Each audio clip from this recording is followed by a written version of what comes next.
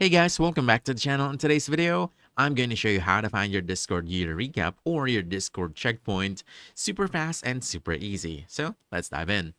First things first, you want to make sure your Discord app is fully updated because the wrapped feature is only in the newest version. So you want to head to the App Store or Google Play Store, search for Discord, and check if an update is available. And don't panic if you don't see your checkpoint yet. Discord is rolling it out gradually over a few days.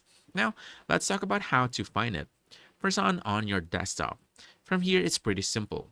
Just log into your account and look at the top right corner of Discord for a small flag icon right over here.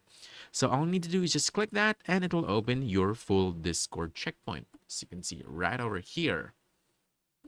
Now let's go to the mobile version. And now for the mobile version, it's pretty simple as well. All you have to do is just click on the U tab at the bottom of the right screen. Then from here, you should see a big banner titled Checkpoint, and that should be your Discord recap. Now, as you can see, I don't have mine on this account. Well, if you don't have a checkpoint, it may be because you're new to Discord or we're not active enough this year to compile stats for checkpoints, or simply because you have chosen to have your data personalization setting disabled. Now, you can actually go to your settings to enable this. Just go to data and privacy, and you want to make sure that the second option is turned on. Now, even if it's turned off right now, you need to turn it on. It won't make a difference. So it won't, your stats for 2025 won't show here, but um, your 2026 stats will be shown once you have that turned on. All right.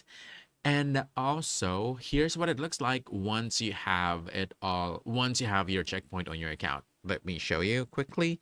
And this is how it looks like on the mobile version. As you can see, a big banner of the Discord checkpoint should be shown on the U tab or your profile screen. And that's it. If you found this helpful, don't forget to hit that like button, subscribe for more quick guides, and I'll see you in the next one. Thanks.